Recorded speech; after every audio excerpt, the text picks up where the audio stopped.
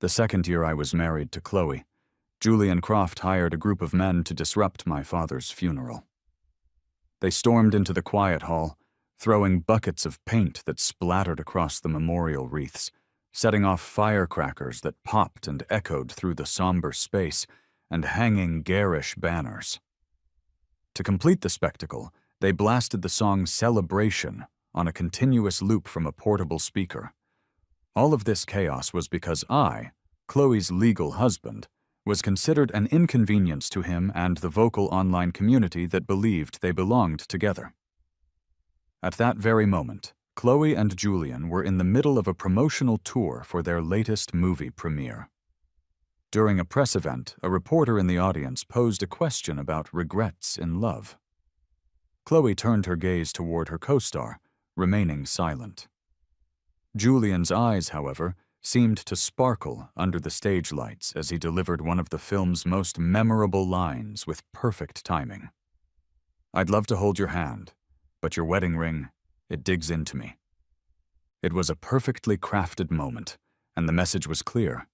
I was the obstacle, the stone blocking the path of their supposed true love.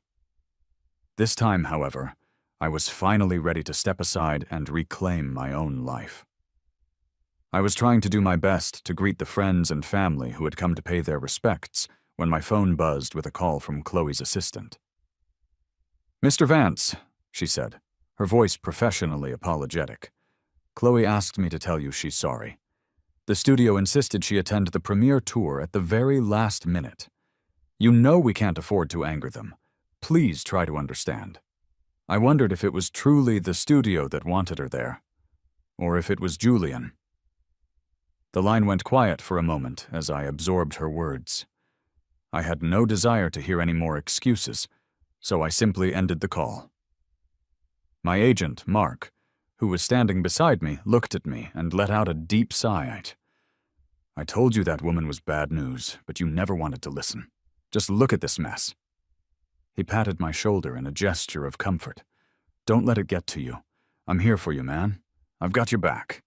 Let's just focus on giving your dad a proper send-off today. Today was my father's funeral, and my wife, Chloe, was conspicuously absent. It wasn't just today, either. She had never once made an appearance at any significant event in my life, whether it was large or small. I had been the one pursuing her relentlessly from the time I was 18, until I turned 28. Even with our names, Ethan Vance and Chloe, printed side by side on our marriage certificate. To her, I was still less important than a stray dog. When the mob of young men crashed the service, I simply froze in place. A crowd of people began screaming for me to die, then started splashing bright red paint all over the floral arrangements and wreaths. The scene rapidly devolved into complete chaos. A tightness seized my chest, my head began to spin, and I nearly fainted from the sheer force of my rage. Mark grabbed me just in time, shouting at the people around us, "Call the cops! Somebody call the cops! These people are insane!" I managed to steady myself enough to dial 911, my voice shaking uncontrollably as I spoke to the dispatcher. I felt so profoundly wronged that I couldn't stop myself from calling Chloe. The phone rang once before she bluntly declined the call. For a brief second, I felt as if a part of me was dying. The world around me became a spinning, noisy blur, and I felt utterly and completely alone. By the time the police cars arrived, their sirens wailing, a bright red banner that read, "Congratulations on the death of Ethan Vance's father," was still hanging crookedly from a light fixture, and a speaker was still blasting that cheerful song on a loop. My dad's portrait was right there, in the center of the hall, a silent witness to the desecration. The chaos only subsided when the police managed to subdue the troublemakers. The man in charge of the group was a stranger to me, with bleached blonde hair and shifty, nervous eyes. I had never seen him before in my life. When the police demanded to know why he was causing such a scene, the man shot me a contemptuous, mocking smirk. "Just don't like the look of him," he said, pointing a lazy finger in my direction. "You could say I'm one of Mr. Vance's biggest haters." I forced myself to take a deep, calming breath. In the end, the group was taken away, charged with disturbing the peace. As the blond man was being pushed into the back of a police car, he suddenly turned and mouthed something directly at me. When I finally understood what he was saying, something inside of me snapped, and my heart sank into the pit of my stomach. The silent word was home wrecker. That had become my nickname online. I had been an actor for 8 years, but had never achieved major stardom. The day the news broke that I was married to Chloe, the haters seemed to materialize out of the woodwork overnight. Back then, the media was completely fixated on her on-screen romance with Julian. Their shippers, the dedicated fans who desperately wanted them to be a couple in real life, took over the social media hashtag about our marriage, flooding my accounts with tens of thousands of hateful and vicious comments. That was how I earned my infamous nickname. In their world, the prevailing rumor was that Chloe's one true love was Julian Croft. That narrative cast me as the unloved one, the other man who stood in their way. I always knew their fans were intense, but I had never imagined they would be crazy enough to crash my father's funeral and desecrate the memory of an innocent man. My dad had been a good person his entire life. He didn't deserve to be insulted and disrespected like this, simply because of my connection to Chloe. When he was alive, he had never approved of me trailing after her like a lost puppy. I used to just laugh it off, telling him that I was just being brave enough to chase after the love I wanted. I glanced over at my dad's portrait. The old man in the photo wore the same kind, gentle smile he always had. I felt tears welling up in my eyes. Dad, I'm so sorry. It was pathetic that it took me 10 long years to finally understand that unrequited love isn't a form of courage. Being a doormat and letting someone walk all over you isn't courage either. After everything was finally cleaned up and all the guests had departed, only Mark remained by my side. He tossed his phone to me, his expression annoyed. Ethan, see for yourself. Your wife is trending on social media again. I was so emotionally exhausted that I didn't even have to look to know what it was about. It would be another hashtag celebrating her and Julian. Chloe, the award-winning actress, and Julian, the award-winning actor, were Hollywood's favorite on-screen couple. I opened the app, and countless fan-made video edits of them immediately populated my feed. In a clip from that day's premiere, they stood side by side on stage. A reporter carefully danced around the sensitive subject, asking them about their regrets in love. Julian's eyes twinkled as he smiled and delivered that classic line from their movie. I'd love to hold your hand, but your wedding ring, it digs into me. In an instant, the audience erupted in cheers and applause. The camera then panned to Chloe. She looked perfectly composed, meeting his gaze directly. But her hand, the one adorned with her wedding ring, was clenched tightly into a fist. The tension between them was palpable. They were barely holding it together, maintaining a fragile facade of professionalism for the cameras. I watched the video with a completely blank expression, a bitter laugh slowly building in my chest. A few years ago, a scene like this would have sent me into a jealous rage. We would have had a massive fight, and in the end, I would have been defeated by her signature silence and coldness, forced to pretend it never happened just to move on. I don't know why, but in that moment, a memory of our wedding day flashed through my mind. I remembered the feeling of putting the ring on her finger, telling her that she could never take it off. Not when she was eating, showering, or sleeping. Never. Her face had been cold and unreadable, but she had agreed without any hesitation. I won't, she had said. Like a fool, I thought that promise meant she loved me too, at least for that one fleeting second.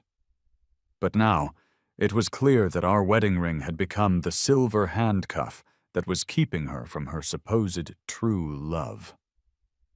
I scrolled down past the video to the comments section, where the shippers were in an absolute frenzy. OMG, does anyone see the look in Chloe's eyes? It's that I've already confessed my love in every glance I give you vibe. I'm crying, they're so perfect. They don't need to make it official, everyone just knows. Does anyone else feel like Chloe is living out her dreams through her movies? Julian is the leading man in every single one of her films. Replying to above, totally. They're both such classy people with high morals. They feel the love but keep it respectful.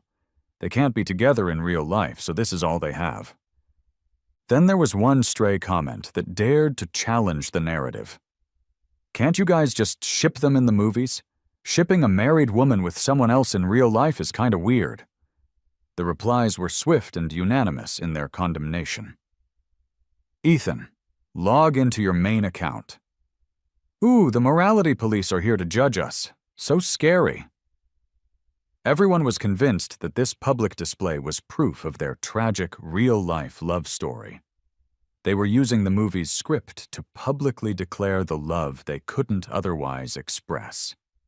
Besides taking over the hashtag and their fan pages, the shippers had also left tens of thousands of comments on my own social media profiles. LMAO, so glad to see everyone is dragging you. You can't force love. So what if you managed to trap her into marriage? LOL. I was tired of reading it all. While Chloe was busy sharing the silver screen with Julian, their devoted fans were busy cyberbullying me and desecrating my father's funeral. I slipped the wedding ring off my finger and turned to Mark, my eyes dry but my voice cracking with emotion. I want a divorce. I was done being the third wheel in their epic, tragic love story. Mark stared at me for a second, then a slow grin spread across his face. You finally come to your senses. He slammed his hand on the table, grinning. A divorce is the best thing you could do. It's what your dad would have wanted. Later that evening, when I got a call from Chloe's phone, I didn't expect Julian to be on the other end of the line. A clear, confident voice came through the receiver. Mr. Vance, Chloe's had a bit too much to drink. Could you come pick her up? I didn't have the energy to wonder how Julian knew Chloe's passcode. I just let out a bitter, humorless laugh. So, I was supposed to host my father's funeral during the day, and then play the role of a designated driver for her at night? It suddenly hit me with stunning clarity just how much I had let her walk all over me for years. In the past, no matter how late it was, one call from one of her friends would have me rushing to carry a dead-drunk Chloe home from some party. But this was the first time Julian himself had ever called. Sure thing, send me the address, I said with a slight chuckle. Then, I calmly hung up the phone and turned it off completely. I walked over to the window, opened it, and lit a cigarette. I took a deep drag, the cold night air filling my lungs along with the smoke. Chloe had always hated the smell of cigarettes. The first time I had ever smoked was 10 years ago. I was only 18 when my dad was suddenly diagnosed with lung cancer. Chloe and I had just started trying to make it as actors, and I borrowed money from everyone I knew, but it wasn't even a tenth of what we needed for his expensive medical bills. A fairly well-known director approached me then and said that money wasn't an issue, but on one condition. I had to sleep with one of the film's investors. He had this slimy, evil grin on his face when he said it, his eyes narrowed to slits. The thought alone almost made me throw up. I sat up all night in the hospital waiting room, just staring into space. The little boy in the next bed, whose father was also sick, offered me a cigarette. Before the sun came up, I figured if I just closed my eyes tightly, I could probably keep myself from puking. I would do anything to save my dad. So I borrowed a lighter from the kid, planning to smoke it and then go meet the investor. Just as I exhaled the first ring of smoke, Chloe showed up out of nowhere. She slapped the cigarette out of my mouth, her eyes colder than I had ever seen them. Then, She tossed a bank card at my feet. Chloe said she had been cast in a big production and had received an advance on her salary. She sneered, "You don't have to debase yourself now." And just like that, on that day, I fell head over heels in love with Chloe. It sounds weird, right? Considering how she had just insulted me. But in a strange way, it made sense. She had saved my dad, and in doing so, she had also saved me. It felt only natural that I would fall for her. After that day, I became her loyal dog. If she told me to go east, I would never dare to go west. She said the sight of me smoking made her sick to her stomach, so I never touched a cigarette again. Until this year, when my dad's lung cancer came back with a vengeance. I had plenty of money this time, lots of it. But it was useless. When I got the call that he was in critical condition, I lit a cigarette, and I couldn't stop. My thoughts returned to the present. The city lights flickered in the night, blurred by the white smoke I exhaled. A gust of cold wind made me shiver. For the first time in a long time, I felt a strange sense of clarity. All these years, the love, the hate, it all felt like a long, hazy dream I was finally waking up from. I was curled up on the living room sofa, lost in thought. At 2 a.m, the old grandfather clock in the hall chimed twice, and the front door suddenly opened. Chloe switched on the entryway light, and her eyes immediately landed on the glowing red tip of the cigarette between my fingers. All she did was frown slightly. "Can't sleep?" she asked. I didn't say anything. I didn't get up to greet her like I always used to, wrapping my arms around her waist and murmuring her name. Chloe pinched the bridge of her nose, looking utterly exhausted. She walked over to me.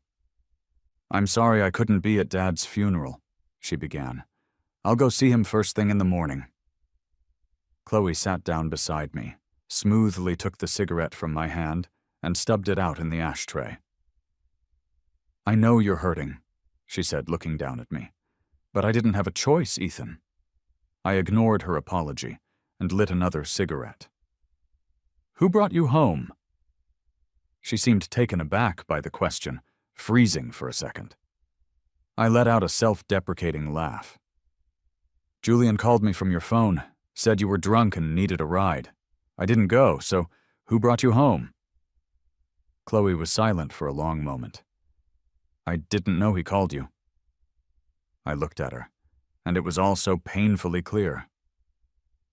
"A famous actor dropping a married actress home in the middle of the night," I said mockingly. "If a paparazzi caught that, your shippers would have a field day." "Ethan?" Her eyes went cold as she used my full name. "It's just a publicity stunt. He just gave me a ride because it was on his way." "Really? Then how did he unlock your phone? My wife's phone passcode.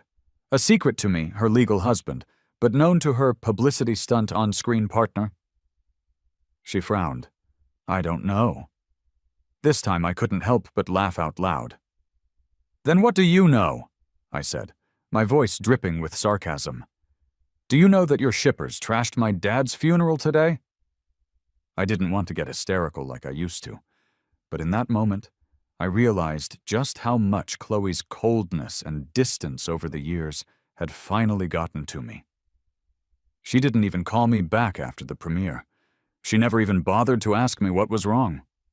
I looked at her. My love. My wife.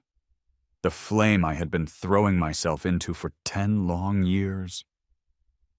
A sharp pain shot through my heart. I squeezed my aching fist. "Chloe, we've dragged this out long enough. It's time to stop. Let's get a divorce. It's what you've always wanted. I'll set you free and I'll free myself." "What did you say?" Chloe's face instantly darkened. I felt a wave of profound exhaustion wash over me and didn't want to speak another word. She grabbed my arm, forcing me to look at her. Her cold eyes scanned my face, and she practically ground out the words, "Ethan Vance, I dare you to say that again." I almost laughed out loud at the irony. 10 years ago, on the day my dad was discharged from the hospital, Chloe showed up with a bouquet of flowers to pick us up. I had tentatively asked her if she wanted to go out with me. Her body had stiffened, and when she looked at me again, her eyes were filled with an icy contempt. "Ethan Vance, you've fallen for me just like that? You're so cheap." We had known each other since we were kids and had always rubbed each other the wrong way.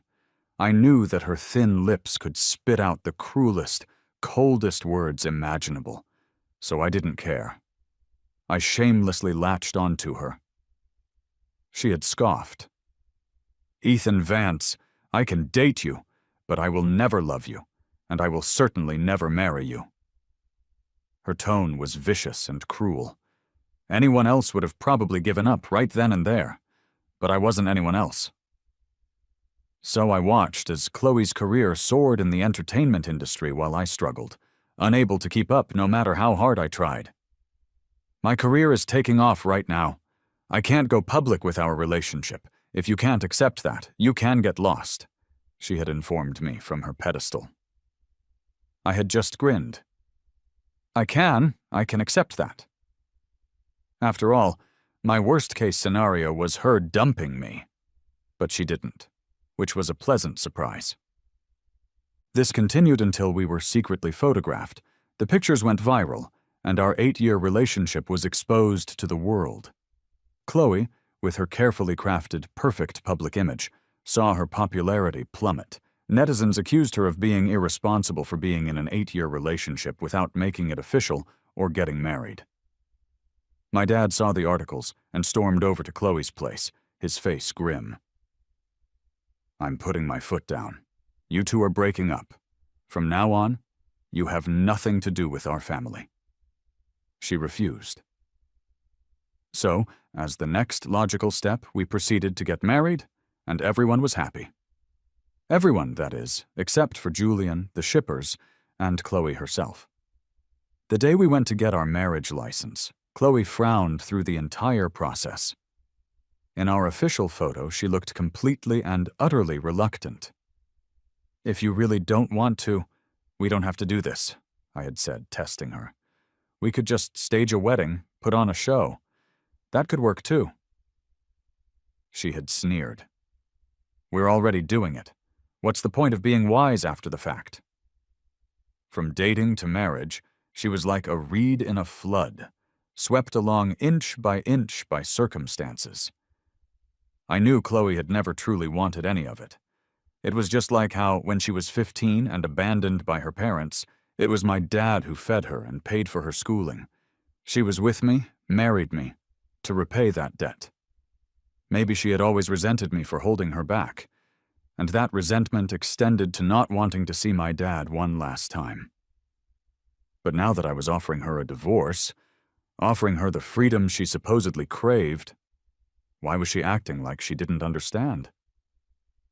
I said, "Let's get a divorce." "Ethan Vance, you're insane." She suddenly scooped me up in her arms. I was too surprised to break free. She carried me to the bedroom and threw me onto the bed. Just as I thought she was about to pull some dramatic, possessive movie scene, she just threw a blanket over me. "We're sleeping in separate rooms tonight. You need to calm down and think things over." With that, Chloe turned and walked out. This was her signature move, the cold shoulder. It always worked on me. Whenever my emotions ran high, Chloe would suddenly withdraw and refuse to communicate, leaving me feeling like I was punching a pillow. I was terrified of her coldness, so I would inevitably start to blame myself, tearing myself down until I finally gave in, begging for her approval like a dog. It was always the same pattern. But now, stepping back from the relationship, I could see it for what it truly was, a complete and total test of my submission. For all these years, I was never even worthy of having a genuine emotional exchange with her. Once I had figured that out, I texted my lawyer and forced myself to go to sleep. When I woke up the next morning, Chloe was already gone. It was usually like this. This place was as cold and impersonal as a hotel to her. Maybe I shouldn't have insisted on calling it a home. The lawyer who dropped off the divorce papers had just left when Chloe pushed the door open. She walked up quickly behind me and wrapped me in a hug from behind. "I'm sorry," she whispered, her warm breath ghosting across my neck. "I already went to see Dad, and I've taken care of the people who caused trouble yesterday. Don't be mad anymore, okay?" I turned to look at her, putting an arm between us to create some space and forcing a smile. "Is there anything else you want to say?" Chloe looked at me, confused. She rarely used her connections to help me out. This was one of the very few times I could remember. The entertainment industry is a tough place, especially for an actor like me who got a late start. I was used to being given a hard time and looked down upon. Whenever I mentioned it to her, Chloe would just give me a half smile and say mockingly, "Ethan, everyone goes through that." Then she'd pat my head. "Don't be discouraged, okay? I'll be waiting for you at the top." Over time, everyone in the industry knew that the great Chloe kept a clear and deliberate distance from Hoy. The people who judged you based on who you knew became more and more common. This time I clutched my phone and looked Chloe straight in the eye. "Don't tell me you don't know who was behind it." My phone was still open to the message from Mark. The trashing of my dad's funeral had ties to Julian Croft. I didn't know he hated me that much. He had covered his tracks well. There was no concrete evidence, but he had left just enough of a hint for me to know it was him. And until this very moment, Chloe was still covering for him. Her helping me out was really just her protecting him. Faced with the unspoken truth, Chloe's expression soured. I pushed her away. "Enough!" I picked up the divorce papers from the table and threw them at her. "Chloe, I'm out." She picked the papers up off the floor. As she read through them, her face turned to ice. Chloe looked at me in disbelief. "Ethan Vance, stop being ridiculous. It's not what you think." I found it kind of funny. I watched her, waiting. "Then tell me, what is it?" "Without clear evidence, I can't just go around accusing my professional partner," she said impatiently, reaching for my hand. "If you're trying to use divorce to make me back down, Ethan, congratulations, it worked." She pulled me into a fierce hug, her voice laced with anger. "I'll cut back on my contact with him from now on. Are you satisfied?" I suddenly felt an overwhelming wave of sadness. So, all these years, she knew exactly what I wanted. She just never gave it to me. "Chloe, you're not thinking clearly right now," I said, pushing her away. "Let's separate for a while. You should really think about this." I threw her own words right back at her. As she watched me call a moving company, the anger on Chloe's face suddenly vanished. She leaned against the guest room doorframe, arms crossed, a look of absolute confidence on her face. "Ethan Vance, you've really grown a backbone," she scoffed. "If you walk out of this house today, don't ever come back." Then she spun around, went into the room, and slammed the door with a deafening crash. Even then, she was still so sure that I would never leave her. Chloe didn't take a single step out of that room, not even as I moved the last of my belongings out of the house. I moved into the apartment my dad had lived in. Traces of his life were everywhere, and it felt strangely comforting. To get me back on my feet, Mark managed to get me an audition for the supporting role in a film by a well-known director. I gave it everything I had and landed the part. Chloe never contacted me during this time. Surprisingly, I found that life without her was freer, more comfortable. Until one night, my phone suddenly rang. I groggily picked it up. Mark was on the other end, his voice hesitant. "Ethan?" "What's up? What happened?" I asked, rubbing my eyes. He was silent for a second. "Julian and Chloe were photographed going into a hotel late at night. X is completely down." My hand trembled, and the phone fell from my grasp onto the bed. Even though I had already decided to divorce Chloe, it still stung. I never saw this coming. "You guys aren't even divorced yet. Those two, seriously, they have no shame." Mark was grinding his teeth, furious on my behalf. "Don't drag this out. Use the public opinion to force a quick divorce. If that doesn't work, sue her." Mark hung up, and I tried to open the social media app. The page was just a blank gray screen with a reload button. After a while, I finally got in. The trending list was topped with "Chloe cheats with Julian" and "My ship is real." There had been similar rumors before, claiming Chloe was cheating on me with Julian, but most of it was just speculation without any real proof. Both of their teams would always issue statements immediately, a well-oiled machine of denials and clarifications. So the shippers had always called them soulmates, two classy people who felt the love but were too moral to ever cross the line. But they couldn't help but get carried away, saying that they'd done everything but sleep together. This time I clicked the hashtag and saw a huge high-definition photo of Julian helping Chloe into a hotel. It was the kind of photo that's impossible to deny. The comment section was on fire, the shippers' celebration only enraged everyone else, and countless regular people jumped in to defend me. 8 years of a secret relationship, 2 years of marriage, all for this? When I thought about it, yeah, my life was pretty miserable. Both of their studios were strangely silent. Under the latest promotional post for their movie, the top comment was, "Why no denial? Is it because it's not a rumor?" My notifications were blowing up.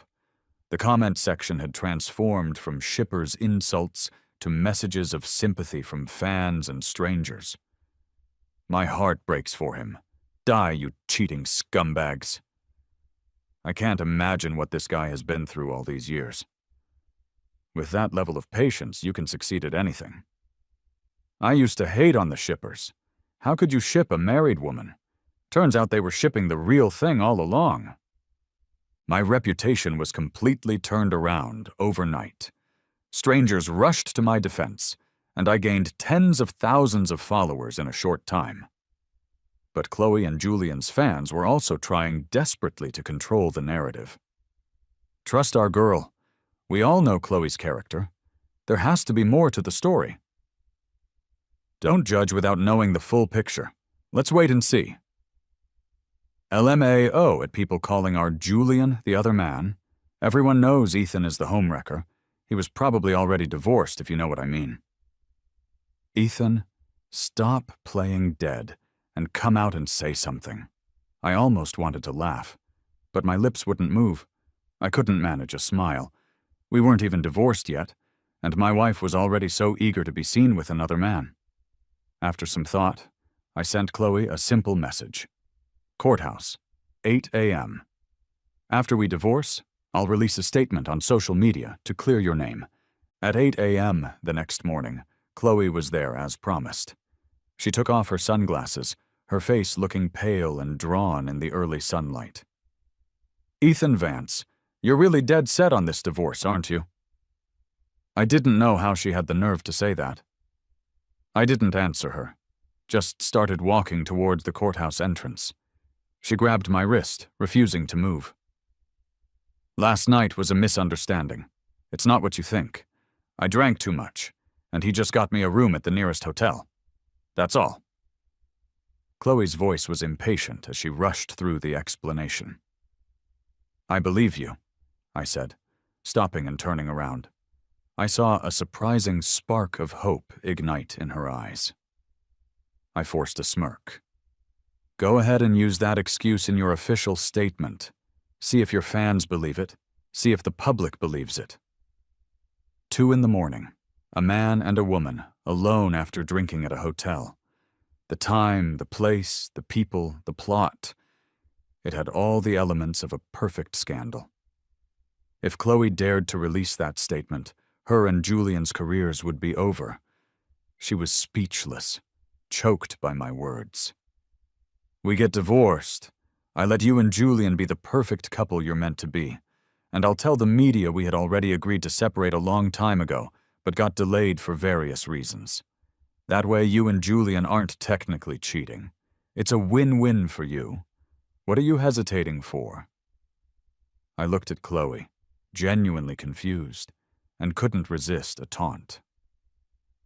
"Or is it, Chloe, that you've actually fallen in love with me? You can't bear to let me go?"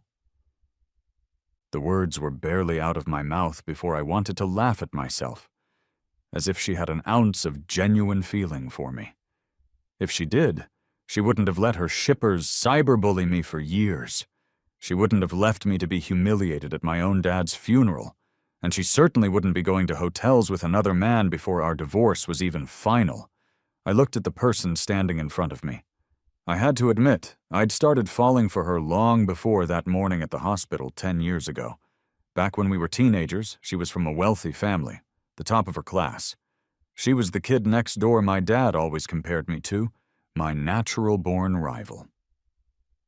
At the school sports meet during the 3,000-meter race, she was on the announcer's platform, reading messages of encouragement.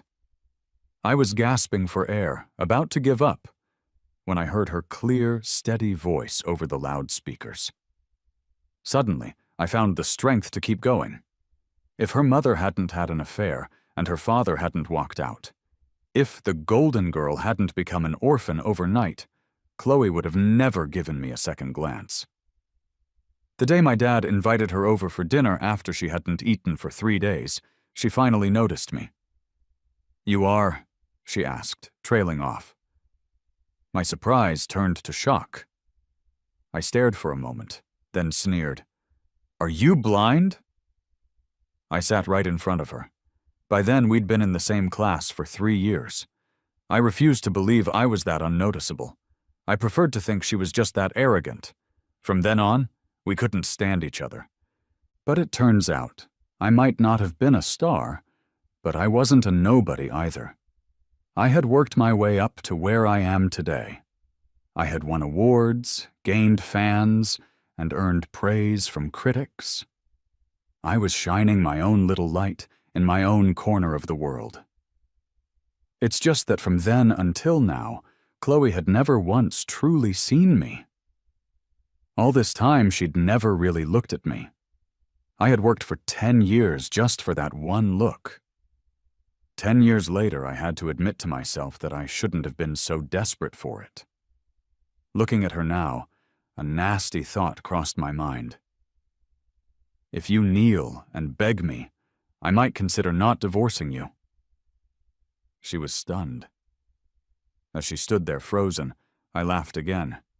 Just kidding. You could kowtow to me 10 times and it wouldn't make a difference. She laughed, a furious, bitter sound. Ethan Vance, you were the one who begged me to date you, begged me to marry you. Don't you regret this? No regrets, I said, my voice firm. After we filed the papers, Chloe looked at me coldly. There's a 1-month cooling-off period. If you change your mind, you can cancel it at any time. I smiled. Whoever backs out is a dog. Seeing that I was resolute, Chloe turned and left in a huff, getting into her car with a stony expression. I just stood there on the courthouse steps for a long time. Suddenly, I felt like a chain that had bound me for 10 years had just vanished. The sun was so bright. I drafted a statement explaining that Chloe and I had planned to divorce a while ago, but had been delayed for various reasons, and that we had recently filed the paperwork. Then I posted it on my social media. Soon after, both of our studios released simple, vague clarifications, stating they were just friends. This move helped Chloe win back some public favor. Some people figured she wasn't technically cheating since our relationship was already over. Others still thought she and Julian were scum, who had definitely been hooking up for a while, and there was plenty of evidence to support that theory. I closed my social media apps, done with all the drama. I had done more than enough, but with Julian, I wasn't finished. No matter what, for disturbing a dead man's peace, he had crossed a line, and so would I. I just didn't expect to see Chloe again so soon. The movie I'd been cast in started filming shortly after. On the first day on set, I discovered that the original leads had been replaced by Chloe and Julian. I was speechless. A director of this caliber couldn't possibly afford two A-list actors like them. It was almost funny, the lengths they would go to just to mess with me. The rest of the cast and crew seemed to sense the weird vibe, too. Everyone was unusually quiet. Only the director and the investors were grinning from ear to ear. After all, the three of us and our tangled relationships were a walking headline. The movie was already generating massive buzz without a single bit of promotion. Mark's face was grim. How can they be such assholes? But at this point, it was too late to back out. It is what it is, I told him calmly. But seeing the two of them laughing and joking in front of me was still unsettling. Especially the way Chloe would sneak casual glances at me, and how Julian would size me up from time to time. The director said my scenes with Julian would be filmed later. By the time it was my turn, it was already late, and everyone was visibly exhausted. For this scene, my character had to go through several layers of complex emotion, and I had spent all night preparing. Facing Julian on set for the first time, he looked down at me with a condescending smile. "Mr. Vance, a pleasure to work with you." The shoot went smoothly at first. I could hear people around me praising my performance, and I couldn't help but smile a little to myself. Even opposite an award-winning superstar like Julian, I held my own and matched his energy perfectly. The director beamed and called, "Cut!" But just as he was about to move on to the next setup, Julian stopped him. Everyone was confused. He pointed at me. "I think Mr. Vance still has room for improvement in that last take. Wouldn't you all agree?" Julian blinked, his handsome face looking gentle and harmless. But no one on set dared to disagree with him. People exchanged nervous glances. I took a breath, forced a smile, and said, "Let's do it again then." So we did it again, and again, take after grueling take, over and over. By the time it was early morning, the crew was muttering complaints under their breath. The director finally spoke up, tentatively suggesting, "Maybe we should call it a day?" Julian strode over to the director and casually reviewed the footage on the monitor. After a few seconds of thought, he said, "I think my performance was best in the first take. Let's just use that one." And with that, he walked off. After the crowd dispersed, my assistant ran up to me, fuming. "He did that on purpose." Her lip trembled. "I'm so angry for you." While I was waiting for my car, I saw a familiar figure walking toward me. It was Chloe. She stood in front of me, her hands in her pockets, silent for a long moment. "What is it?" I asked. I knew Chloe had been in the crowd, just watching, while Julian was giving me a hard time. Without the filter of love, the thought that the person I had adored for 10 years was actually like this made me feel sick. She didn't say anything, so I turned to leave with my assistant. As I passed her, she suddenly grabbed my arm. "Ethan, I can get back at him for you," she said, pausing for effect. "All you have to do is give in." Before I could speak, my assistant, unable to stand it anymore, slapped her hand away. She sneered. "Chloe, you need to have some shame. I don't believe for a second you didn't have a hand in what happened today. Guess what? Once he was out from under your thumb, he realized it wasn't even raining." Chloe's face went pale, her lips pressed into a thin line as she stubbornly waited for my answer. I gathered my patience and told her, slowly and clearly, "Stay away from me. You make me sick." She staggered slightly, as if she couldn't believe those words came from my mouth. Finally, her lips trembled. "I'm sorry. I won't let him give you a hard time again." That's all I heard. The rest of her words were carried away by the wind. After that, Julian really did stop bothering me. Except for our scenes together, I stayed as far away from both of them as possible. A few times, Chloe tried to talk to me, but I always managed to avoid her. Going from husband and wife to strangers wasn't as hard as I thought it would be. The day our divorce was finalized was also the last day of filming. At the wrap party that night, everyone was busy fawning over the two leads.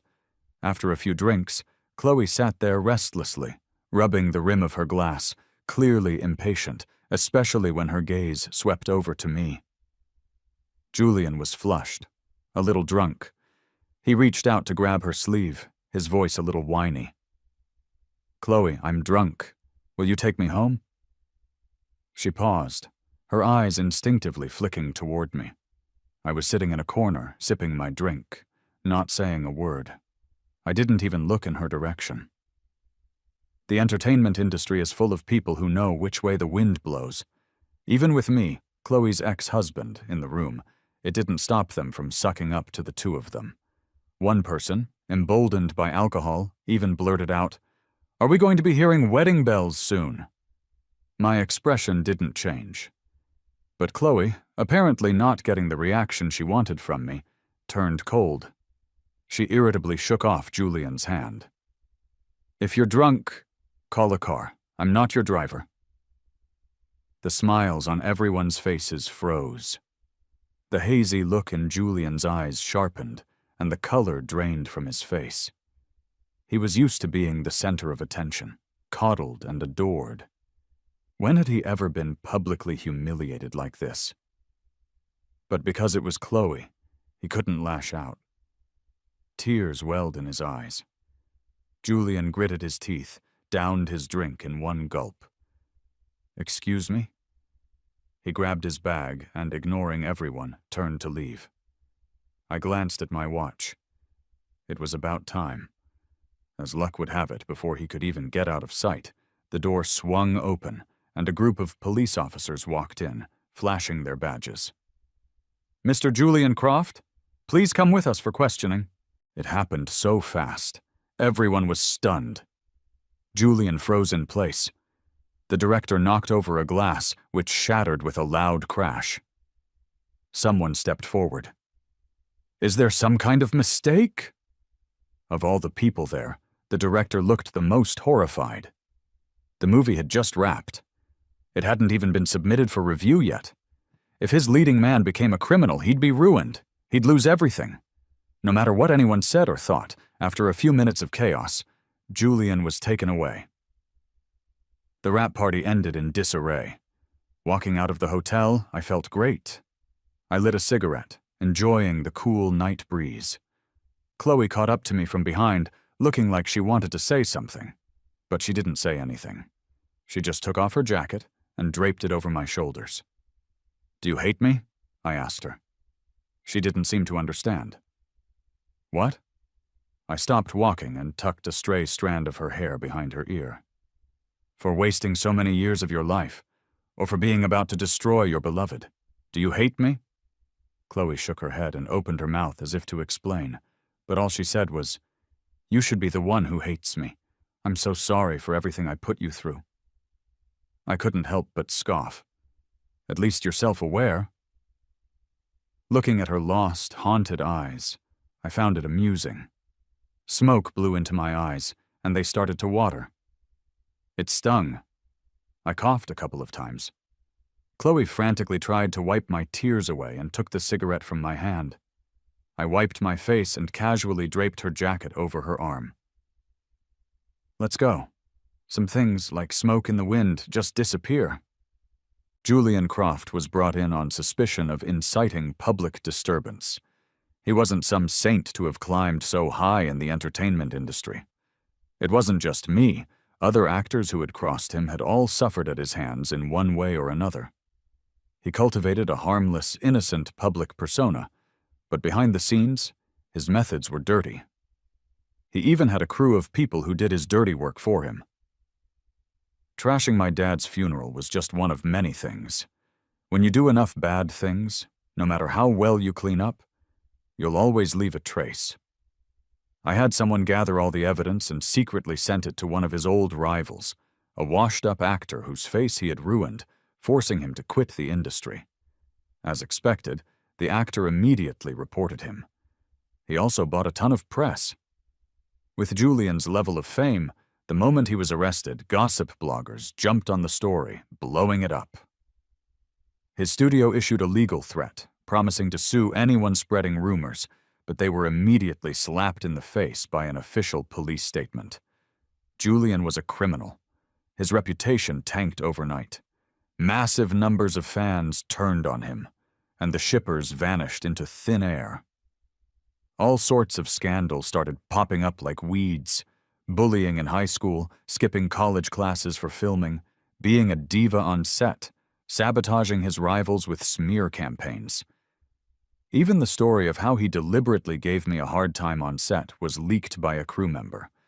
I and several other victims became objects of public sympathy. Chloe, who always loved being associated with Julian for publicity, didn't fare much better. Her public image collapsed, with only her most die-hard fans sticking by her. Her new movie was a box office bomb, and as an investor, she lost a fortune. She was dropped by several luxury brands, her TV show appearances were canceled, and for the foreseeable future, she was uncastable. It just goes to show, those who live by public opinion will die by public opinion. My only loss was that the movie I made with Julian would probably never be released. Looking at the countless scripts Mark sent over, I picked a few good ones and gave him a call. After I finish these, I'm quitting. I'll have enough to retire, and I want to travel the world. Finally, I could live for myself again. Epilogue, Chloe's perspective. When I was a little girl, my dad used to tell me, "Chloe, you were born a princess. You'll get everything you ever want." And for a long time, he was right. In school, I barely had to try to get top grades. I inherited the best of my parents' looks, and I'd been getting love letters since I was a child. Over time, I really started to believe that I was special. Before I turned 15, I barely paid attention to anyone else in the world. My indifference and arrogance were seen as maturity by my teachers and aloofness by my classmates. They found all sorts of ways to attach beautiful words to my behavior. It was a strange existence, until one day the sky fell. That day my mom brought home her lover's daughter. She was only a few months younger than me, ugly and bad at school, but she paraded in front of me with a malicious grin. "Sorry, your mom is my mom now." "Oh wait, she was always my mom. You don't have a mom." I told her she was full of shit. It was the first time I had ever cursed. But she was right. My mom really didn't want me anymore. I couldn't understand why she would choose that ugly, stupid girl over me. Later, my dad looked at my face and said, "You look just like your mother. It's disgusting." Then he left, and I never came back. My dad didn't want me either, even though they had always said I looked more like him, that I was beautiful like him. That year, at 15, I suddenly realized I was special. Specially miserable. That was the year I learned to pay attention to other people. The first person I noticed was Mr. Vance from the next building. "You poor kid," he said. "Come eat at my place." The second person I noticed was Mr. Vance's son, Ethan Vance. He was so rude. The first time we met, he called me blind. I hated him. I didn't understand why my world had been turned upside down. My teacher said, "Cat got your tongue, kid. Why don't you talk anymore? Being so quiet isn't good." My classmates said, "Her mom and dad both abandoned her. Look how gloomy she is every day. It's creepy." That's when that annoying Ethan Vance stepped in. "So what if she doesn't want to talk? Your obsession with other people's vocal cords is really weird. So what if she doesn't have parents? You have parents? If your parents raised you to be like this, you'd be better off without them." Suddenly, I thought maybe he wasn't so bad after all. But he got sent to the principal's office for insulting a teacher and his classmates. When he came out, he shot me a furious glare. My heart started pounding, but he seemed to hate me even more after that. Later, for a while, we were inseparable. We went to class, walked home, and ate dinner together. Sometimes I'd even help him with his homework. He became almost as important to me as my own hands and feet. After that, I can't really remember clearly. That was probably the most painful time of my life. I vaguely remember Ethan got a girlfriend. She was just as wild and chaotic as he was. He started skipping class, climbing over the school walls, and going to internet cafes. It gave his dad a huge headache.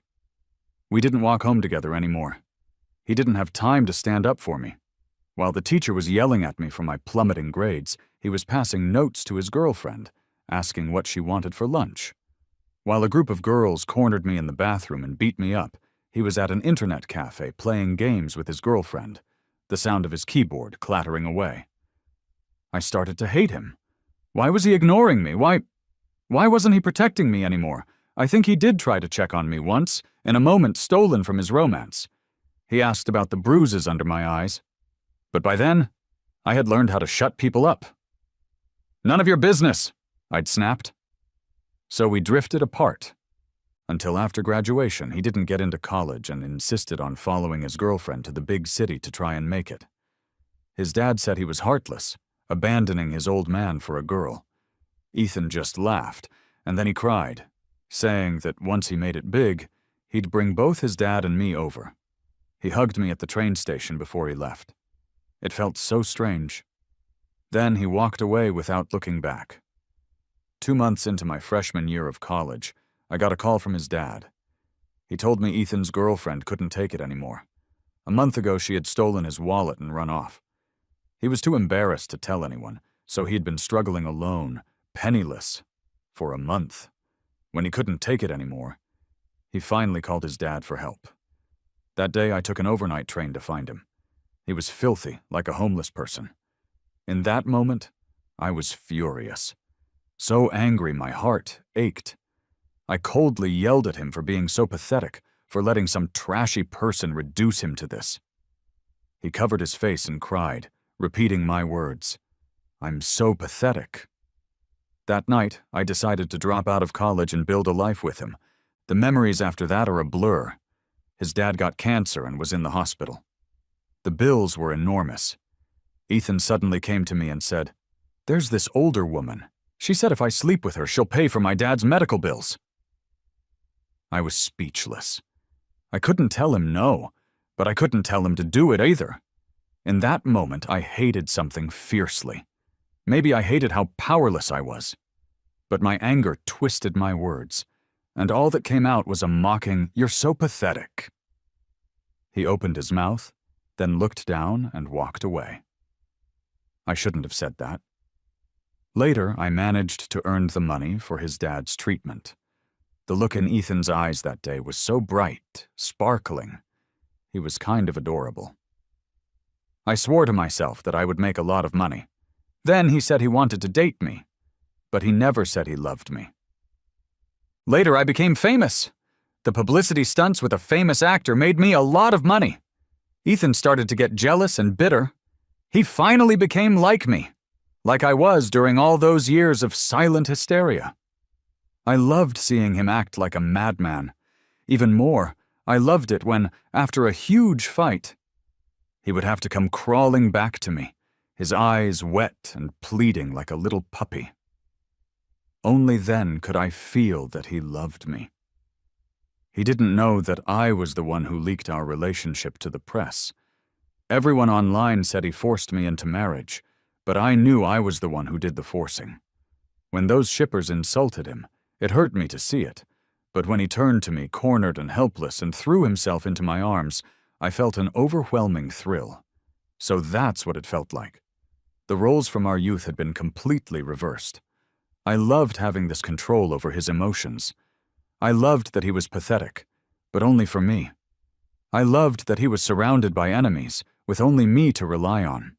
I especially loved the tears he cried when he was hurt, the ones that smelled of pain and helplessness. Day after day, year after year, but How did I lose him?